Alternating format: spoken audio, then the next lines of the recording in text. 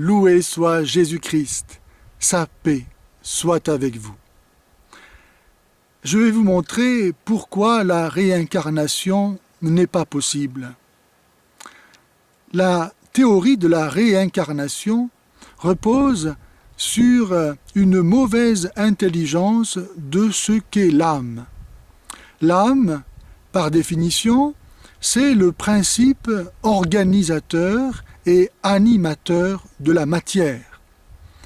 Avec la mort, nous voyons que l'être corporel vivant laisse un cadavre, c'est-à-dire un amas d'éléments matériels en décomposition qui se désorganise, qui n'est plus animé.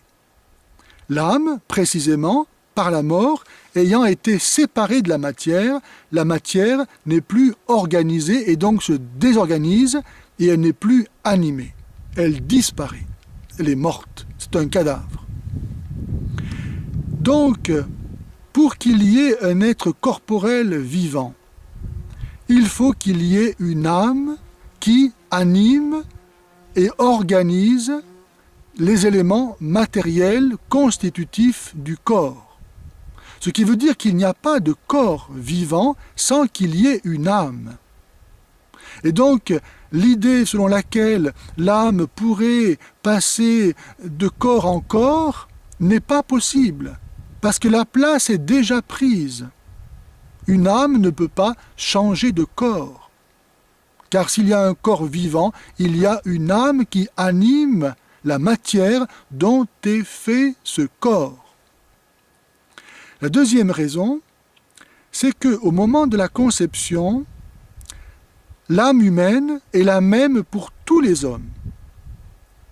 Ce qui va la distinguer, c'est le fait de devenir l'âme de cette portion de matière précise, avec son héritage génétique particulier, avec son hérédité, avec sa situation historique propre, avec une histoire particulière qu'elle va assumer. Et ainsi, l'âme humaine va s'individualiser, se personnaliser, devenir unique, personnelle. Moi, aujourd'hui, je ne suis plus le même que lorsque j'avais 6 mois. Mon âme ne peut pas être celle d'un nourrisson.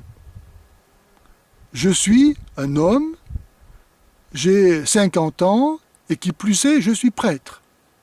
Mon âme est celle d'un homme de 50 ans qui est prêtre.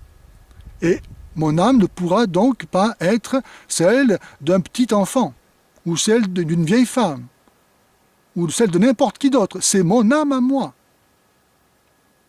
C'est pourquoi la théorie de la réincarnation n'est pas possible, car l'âme ne peut être que l'âme de ce corps-là. Troisième raison, c'est que la théorie de la réincarnation est destinée à expliquer comment l'âme peut accéder au bonheur, moyennant une série de réincarnations successives par lesquelles elle doit de mieux en mieux assumer son humanité chaque fois. Troisième raison, c'est que la théorie de la réincarnation enseigne que l'âme, suite à une série de réincarnations successives, est destinée à se purifier de ses mauvais karmas passés, de sorte que, en menant une vie chaque fois meilleure, elle arrive à ne plus se réincarner pour enfin accéder à l'état parfait de béatitude et d'union avec le grand tout dans le nirvana. Et donc, selon cette théorie, il devrait y avoir de moins en moins d'âmes sur la terre. Or, c'est le contraire qui se passe. Il y en a de plus en plus.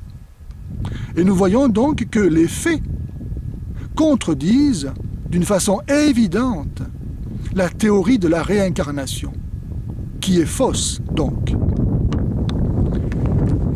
Que le Seigneur Jésus, qui est le seul, que le Seigneur Jésus, vrai Dieu et vrai homme, venu apporter la connaissance de la vérité, vous donne la grâce de voir en lui la beauté et la vérité de ce qu'est l'homme.